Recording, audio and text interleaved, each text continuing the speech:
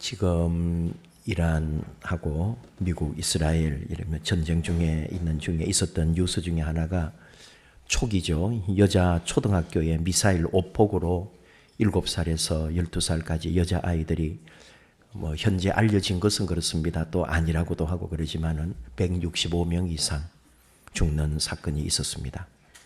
이란 혁명수비대와 61m 거리에 있는 학교였습니다. 정밀 타격에 실패했다고 말하는 거죠. 물론 그 팔레스타인이나 중동 지역들은 그 어떤 군 비밀 시설이나 이런 것들을 병원 지하라든지 학교 지하 이런 식으로 해가지고 그 어떤 공격에 대비하는 그런 것들이 많아서 말이 많습니다만은 어쨌든지 이번은 분명 근데 그 학교가 옛날에 군부대로 사용한 적이 있다고 그러죠. 기지로. 그래서 이런 일이 일어난 건데 어쨌든 그런 사건이나 사고가 났을 때 우리 또 지난번에 무항공항 제주항공 그 활주로 이탈로 179명이 사망하는 엄청난 사고가 있었습니다. 이런 뉴스들 일본에 쓰나미가 오고 또 동남아에 큰 일이 일어났을 때 그 사람들의 아픔들 또 우리 이쪽에 또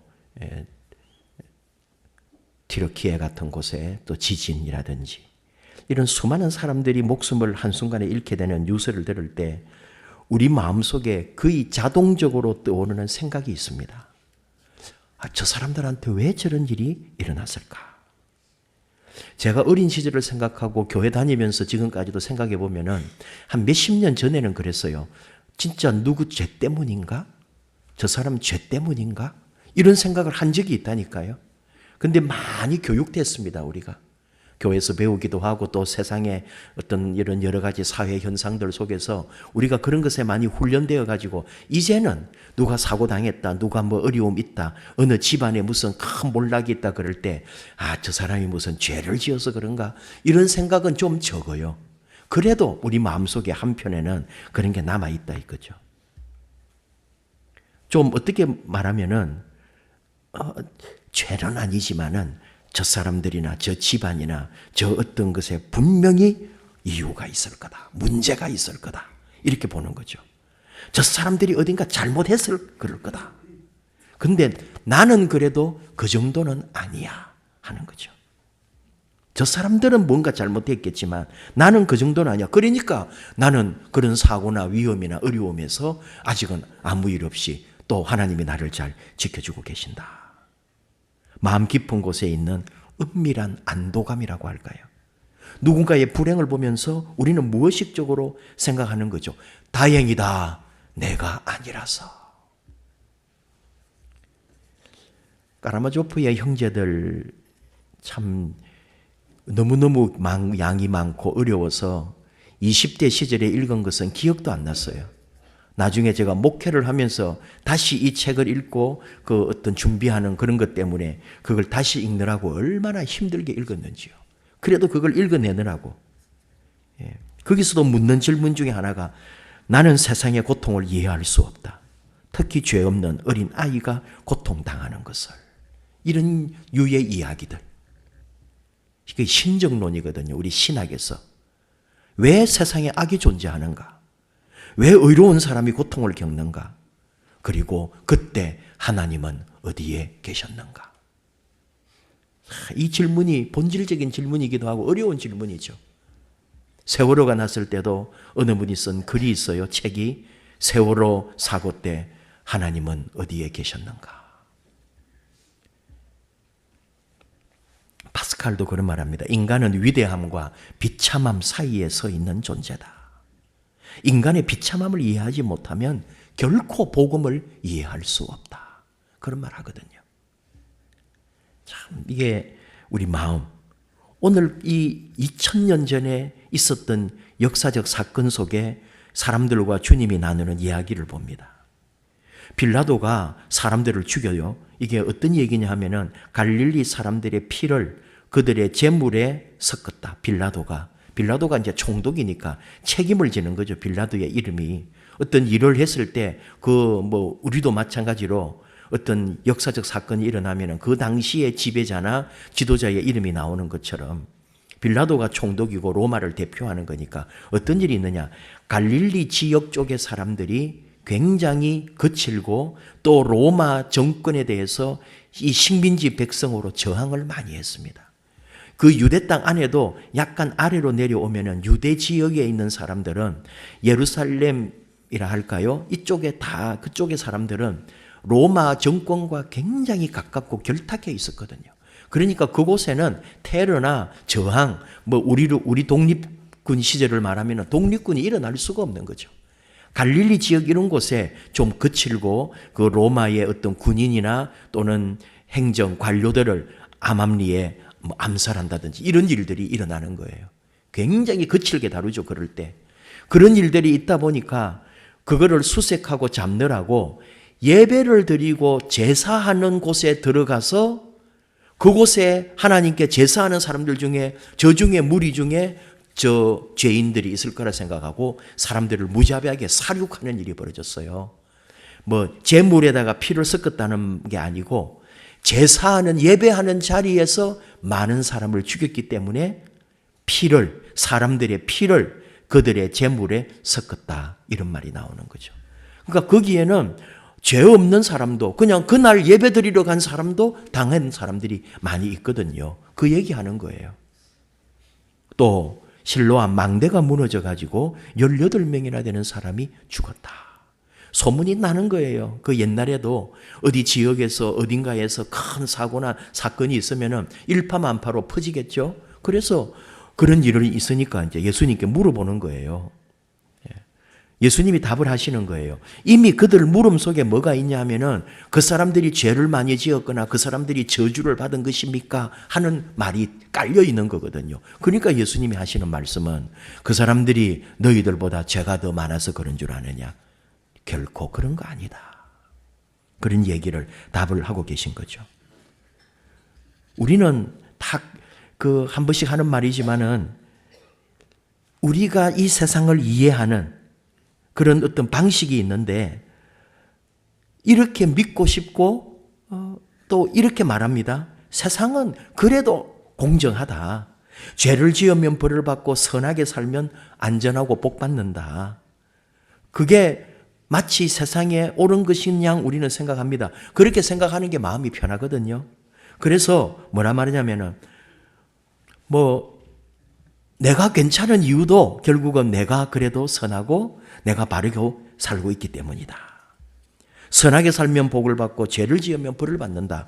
굉장히 이게 도덕적으로 매력적인 말이라고요. 그러나 신앙적으로는 굉장히 위험합니다. 왜냐하면 이 공식은 인간을 자기 의에 가두게 되는 말이거든요. 그게 결국은 인간 중심의 사고에서 나오는 말이거든요. 예수님이 입을 여셔서 분명히 말씀하십니다.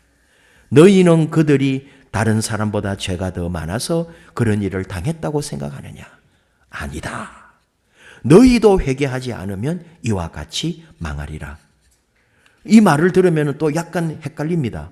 아니, 죄 때문이 아니라고 하시면서 너희도 회개하지 아니하면 그렇게 될 거라고 생각하면은 예수님 말을 그냥 겉으로 들은 거죠.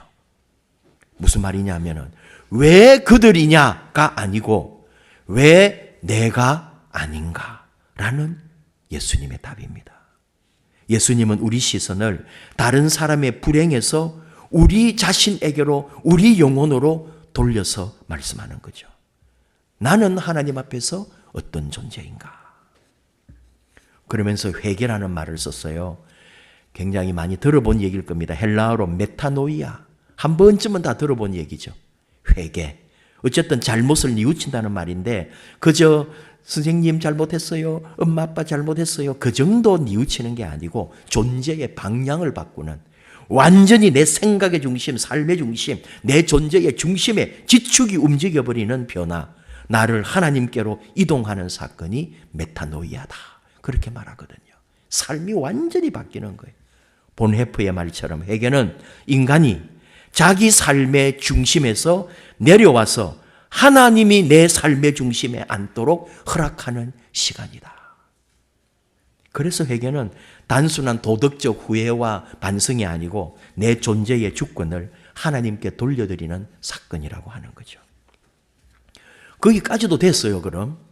무화과 나무 비유를 이어서 말하는 거예요. 이에 비유로 말씀하시되, 지금 이 얘기를 해놓고 비유로 예수님이 예를 들어서 얘기를 하나 했는데 무화과 나무 얘기를 한 거예요. 포도원에, 여러분 포도밭을 한번 생각해 보세요. 무화과 나무가 몇 군데 이렇게 심겨져 있는 거예요. 그래서 근데 그 무화과 나무 중에 하나가 3년 동안이나 주인이 지켜봤는데 열매가 없어요. 그래서 주인이 찍어버리라 그랬다는 거예요.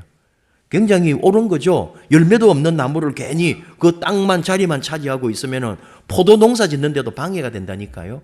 포도의 영양을 포도나무에 갈 걸 얘가 빼앗아 먹을 거니까. 얘도 열매를 맺으면은 두 개 같이 키우겠지만, 그래서 찍어버리라 그러는데 이 포도원지기가 주인에게 그러지 마십시오. 올해도 금년에도 그대로 두시면 제가 두릅하고 거름을 주고 이후에 열매가 열리면 좋고 아니면은 그때 찍어도 되지 않습니까? 그런 얘기잖아요. 이게 오늘 우리가 듣는 사순절에 듣는 주님의 교훈이거든요. 하나님은 심판하는 하나님이시면서 동시에 인내의 하나님이시다. 그런 말입니다. 죄는 분명히 심각해요. 그러나 하나님 은혜는 죄보다 더 크다. 그래서 능히 그 죄를 덮어줄 만큼 하나님의 기다리심은 더 위대하다는 거예요. 우리가 한 짓을 생각하면 벌을 받아야 하지만 하나님 사랑은 너무 커서 우리가 한 짓에 비하여 하나님 사랑은 어마어마하여 그 우리의 죄를 덮어주시더라 이 얘기죠. 사순절은 절제하고 뭔가 금식하고 뭐든지 이렇게 끊어내고 이런 것으로 우리가 교훈을 많이 받지만은 그렇지는 않습니다. 절제의 계절이 아닙니다. 인내 속에 우리가 살아가고 있는 하나님의 인내 속에 우리가 살고 있구나 하는 것을 매일 깨닫는 시간이죠. 우리는 어떻게 착각하냐면은 하나님이 너무 빨리 나를 판단하시고 하나님이 너무 빨리 나를 다스리신다고 생각하는 거예요. 뭐든지 하나님이 나를 막 이렇게 벌 주시고, 그러나 그렇지 않습니다. 오늘 하나님 말씀처럼 하나님은 오히려 너무 오랫동안 기다리시는 하나님입니다. 칼바르트가 하나님의 심판은 언제나 그분의 은혜의 그림자 속에서 이해되어야 한다고 그랬거든요. 하나님 은혜를 모르면 하나님의 심판도 알 수가 없는 거예요. 하나님이 이 세상을 지금 유지시키는 이유를 우리가 모르는 거예요. 하나님은 왜 이 세상을 아직도 이대로 지켜보고 계신가? 아직도 끝나지 않았기 때문에, 뭐가? 은혜의 시간이 남아있기 때문에.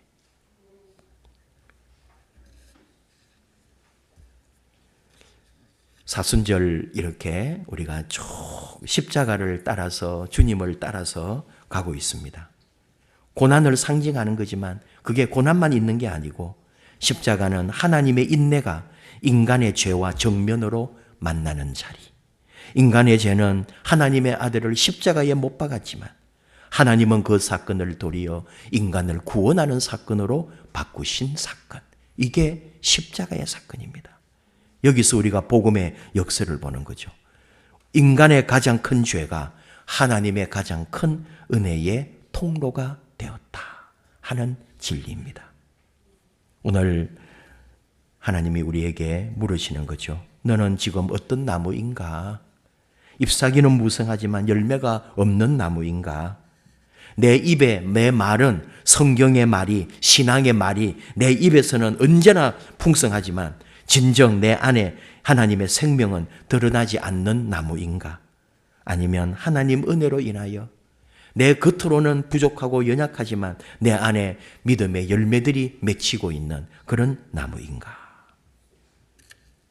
우리는 하나님의 기다림, 하나님의 인내 속에 사는 사람들입니다.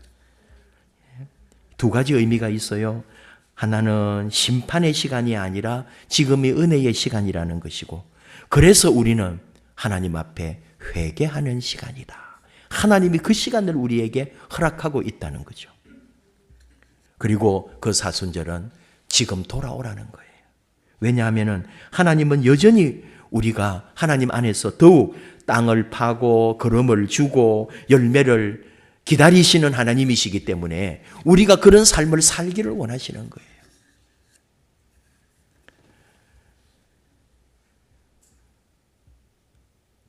저 사람은 왜 저래?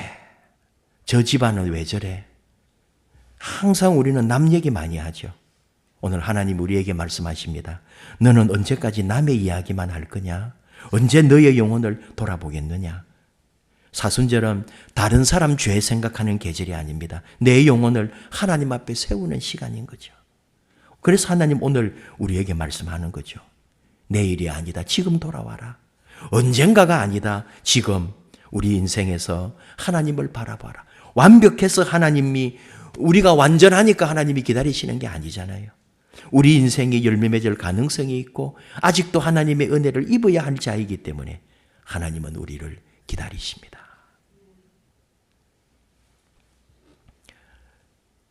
십자가 앞에 가면 우리 나름대로 가지고 있는 의나 우리가 하고 있는 그 어떤 잘난 거 십자가 아래서는 어느 너나 나나 아무 의미 없다는 거예요. 십자가 아래에서는 모두가 다 죄인이라는 것을, 똑같다는 것을, 어느 누구도 자랑할 것 없다는 것을, 이것을 잊지 말아야 합니다. 오늘 하나님 말씀합니다. 혹 너희 신앙 식어버리거나 하나님을 향한 마음이 약해진 자들이 있느냐? 또 기도가 끊어지거나 하나님으로부터 자꾸 멀어져 가려고 하는 그런 사람이 있느냐? 말씀합니다. 지금이다. 늦지 않았다. 돌아오라. 다시 시작하는 시간이다. 다시 하나님 앞에 돌아오는 시간이다. 그래서 우리가 고백하는 거죠. 주여, 내가 바로 그 무화과 나무입니다. 저를 한 번만 더 기다려 주십시오. 이번에는 열매 맺는 인생으로 다시 나아가겠습니다. 십자가가 모든 사람을 죽게 하지만 그 십자가는 결국 모든 사람이 살고 구원받을 수 있다는 소망을 우리에게 주는 거잖아요. 바로 지금 하나님께서, 주님께서 우리를 부르시고 우리를 벌하고 우리를 찍는 하나님이 아니라 다시 기회를 주시고 다시 기다리시는 하나님. 우리는 그 은혜를 붙들고 걸어가는 사람들입니다. 왜 그들인가가 아니고 왜 내가 아닌가?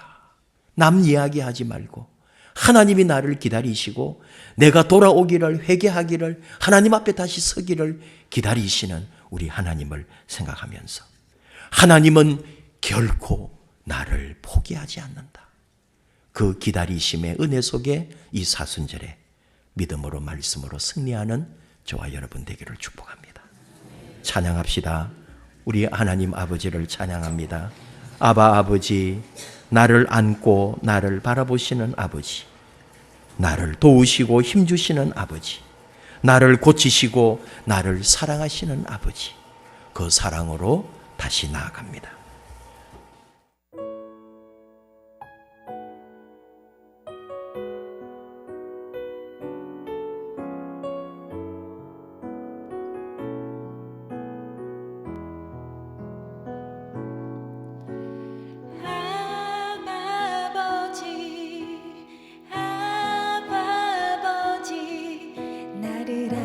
시고 바라보시는 아버지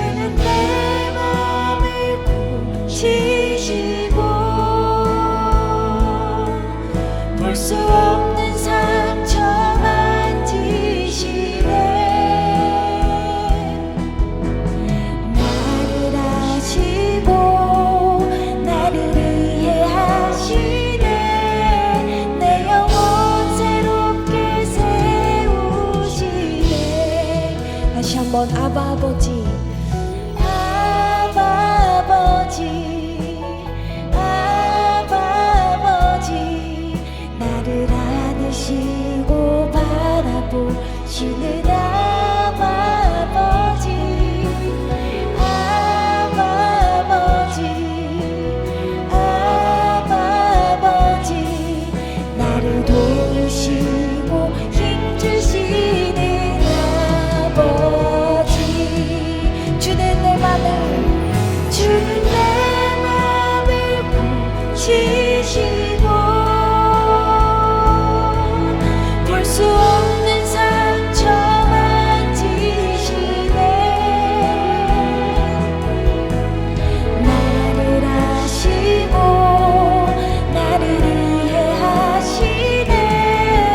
내 영혼 새롭게 세우시네. 주는 내 맘을, 주는 내 맘을 보시시고 볼 수 없는 상처 만지시네. 나를 아시고 나를 이해하시네. 내 영혼 새롭게 세우시네. 마지막으로 주는 내 맘을, 주는 내 맘을 고치시고 볼 수 없는 상처 만지시네. 나를 아시고 나를 이해하시네. 내 영혼 새롭게 세우시네.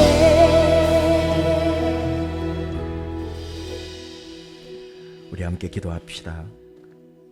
하나님은 우리를 사랑하십니다. 우리를 기다리십니다. 언제나 우리를 품으십니다. 어떤 상처, 어떤 불의, 어떤 죄악 가운데서도 주 예수의 십자가의 피로 우리를 용서하시는 하나님이십니다. 하나님은 결코 우리를 포기하지 않으십니다. 그 하나님의 사랑 안에 있는 우리들 이렇게 기도하기 원합니다. 하나님 감사합니다. 처음부터 끝까지, 머리에서 발끝까지 모든 것 감사합니다. 하나님 앞에 하나님 기뻐하시는 열매 맺는 아름다운 믿음의 사람으로 우리를 사용하여 주시옵소서. 기다리시고 사랑하시고 애타시는 아버지 마음 기쁘게 하는 하나님의 자녀로 다시 나아갑니다. 그리하여 하나님께 영광, 온 땅에 주의 이름을 더 높이는 그런 믿음의 자녀들로 우리를 새롭게 세워 주시옵소서. 우리 주여 부르며 이 사순절에 주님과 함께 이 길을 걸어가겠노라고 결단하며 함께 나아갑시다. 주여 감사합니다.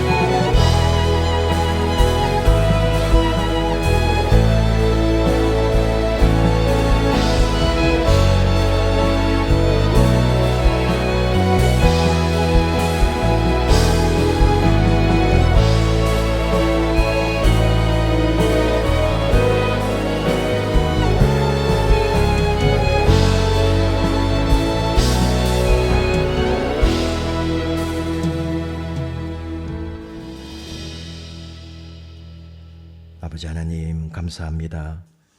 우리를 사랑하셔서 하나님의 자녀 삼아주시고 주님 교회를 주셔서 함께 예배하고 함께 섬기며 하나님 나라를 꿈꾸게 해주신 것 감사합니다. 사순절 주님이 걸어가신 그 길을 따라가면서 누가 알아주지 않고 누가 높여주지 않아도 우리 주님 가신 그 길 믿음으로 묵묵히 오직 말씀 따라 나아가오니 우리와 함께 하시고 우리가 가는 곳마다 아름다운 열매가 소담스럽게 열리게 하시옵소서. 우리 때문에 주의 이름이 영광받고 우리로 인하여 하나님의 이름이 찬미되고 우리 가운데 주의 복음이 전파되는 일들이 있게 하여 주옵소서. 하는 일마다 가정마다 삶의 자리마다 하나님이 주시는 기쁨과 하나님 영광과 감사가 넘치게 하시옵소서. 예수님 이름으로 기도하옵나이다. 아멘.